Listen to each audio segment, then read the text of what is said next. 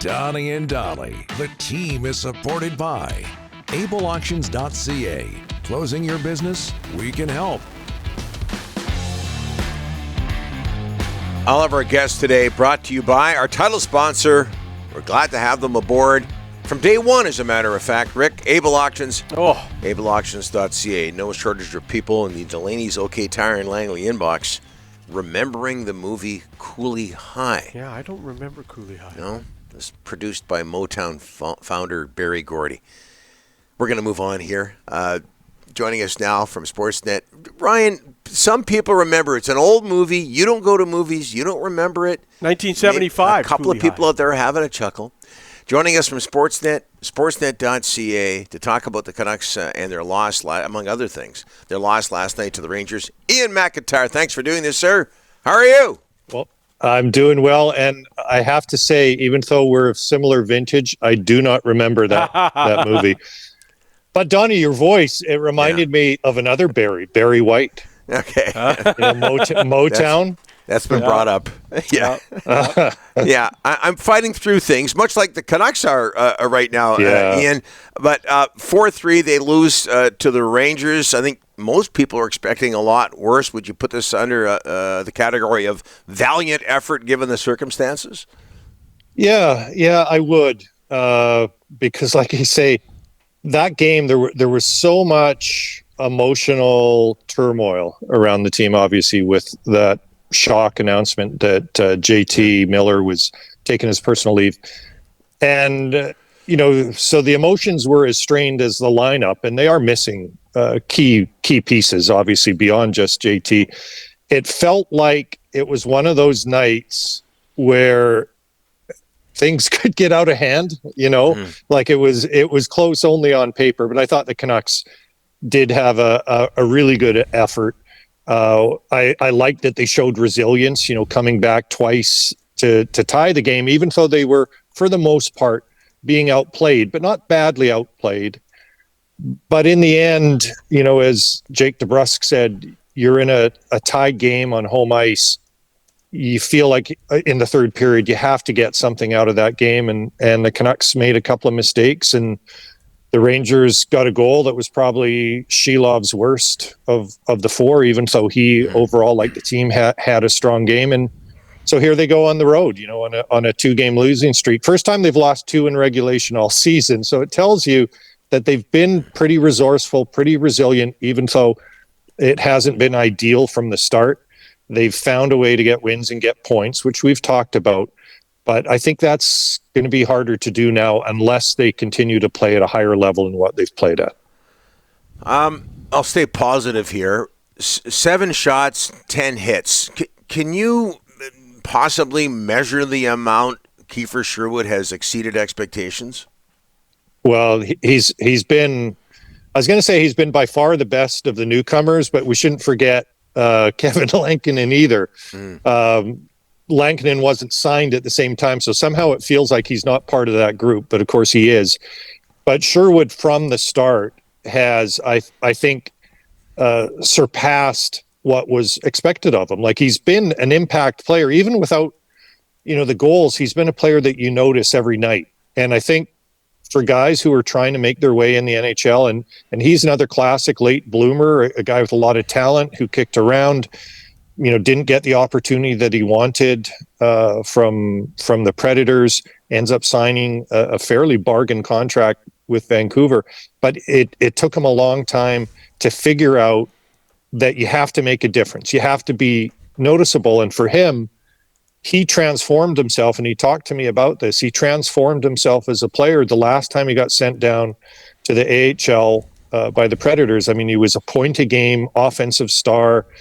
He was a first-line player in the American Hockey League, and suddenly he can't find a way to stick in the NHL. And that's when he made this conscious decision that he needed to bring more than just that offensive talent, and he stepped up his physical game. And that's what now is allowing him to sort of build this career in mid-career. And he still has that offensive foundation, and that's what we see now. I mean, you noticed from the start the energy, the physicality, the motor. his feet were constantly moving. This was a guy who played at high speed on almost every shift. That's what you notice. Now we see, there's a lot of skill there too. It's not a fluke that he scored all those goals. And he was a prolific goal scorer over his last 2.5-3 seasons in the American Hockey League. So this is not a fluke. I don't know if he can sustain it at this level. The sheer physicality with which he plays, you always worry at some point, is he going to get hurt? But he's been a tremendous success for them. I think that he should get more. I think he should be. Why not try him on the first unit power play for a guy who can release the puck as quickly and heavily as he does, and has this predisposition to battle physically and win pucks and recover pucks. To me, it would seem a natural that you should try him at some point. I know he's gotten some time on power play too. I'd like to see him on the top unit. What did you make of JT Miller, the announcement yesterday? Ian, what were you told about the whole situation?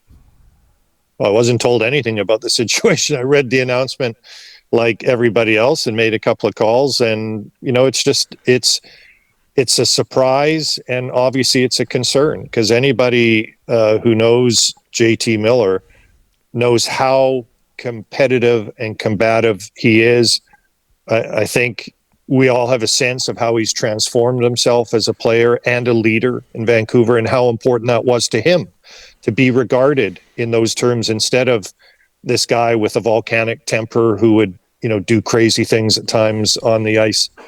So when you understand how much this has meant to him, this and what he's made of this opportunity in Vancouver, and how much he relishes it, that there's something very serious going on in his life that's taking him away from this. And I hope that he's able to take care of whatever he needs to take care of, whether it's himself or others.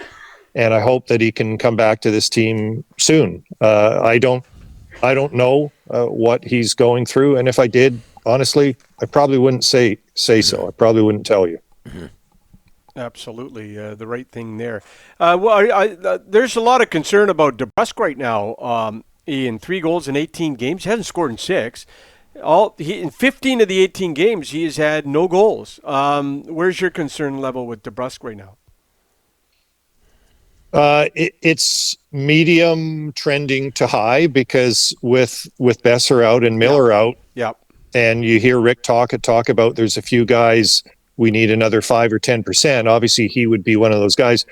And when you talk to Jake, the great thing about Jake, or among them, accountability is never an issue. Like if you said to him, can you be 5 or 10% better, he'd probably tell you, I want to be 30% better. He is putting a lot of pressure on himself. I chatted to him briefly after last night's game, and he was pretty down. He had a chance to score late in the third period.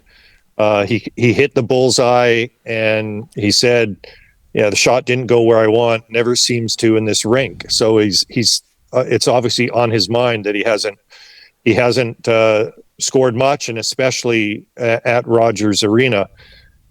So he's a talented guy. The reason my concern level is not high at this point is because he seems to be getting chances, and he seems to be involved, and I think he's skating well.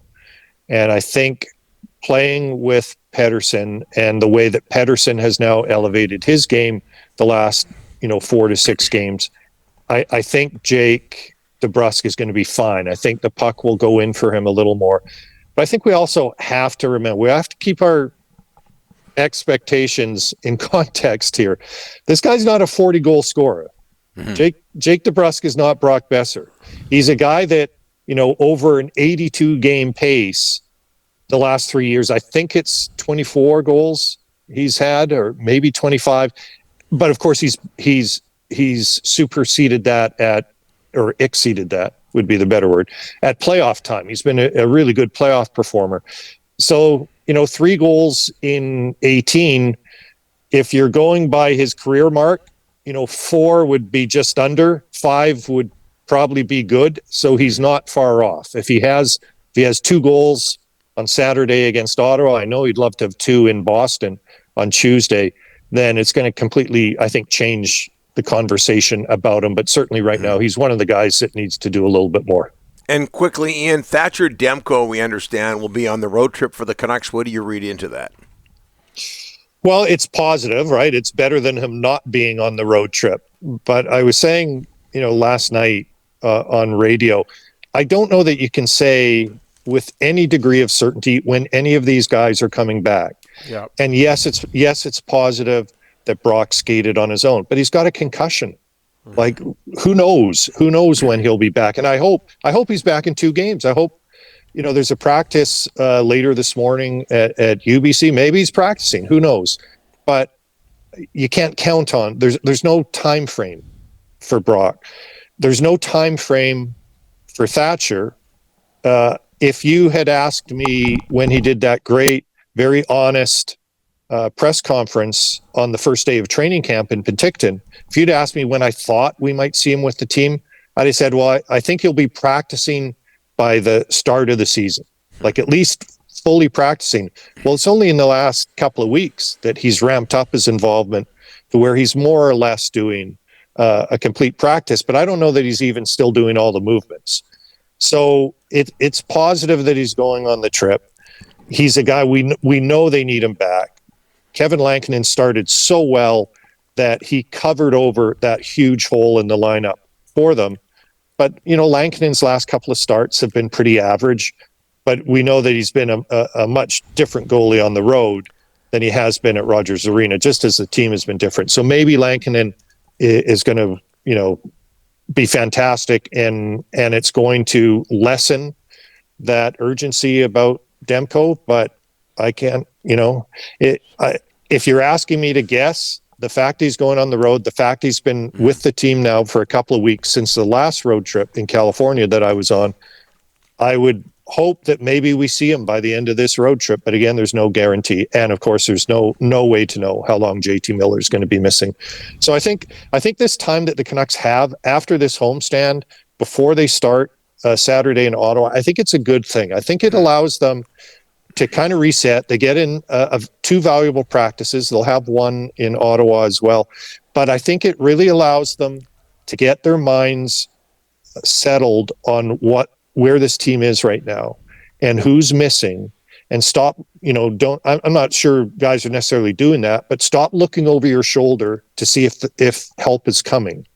Just focus on, being better. Focus on that effort last night. If you can produce that effort that they had against the Rangers every game, they are going to win more than they lose. I know that's an old cliche, but that's true. That was a good effort. They need to now just focus on doing that, being even a little bit better. Maybe get a little better goaltending. Your special teams come up a tick, and you'll still be okay. But they have to, I think, embrace where they are. Nobody likes to be missing, key players, but you have to kind of accept where you are and focus and do everything you can to be the best for however long you need to be the best, whether it's 3 games before somebody comes back, whether it's another 3 weeks. Let's hope it's not another 3 months, but just be the best that you can be right now.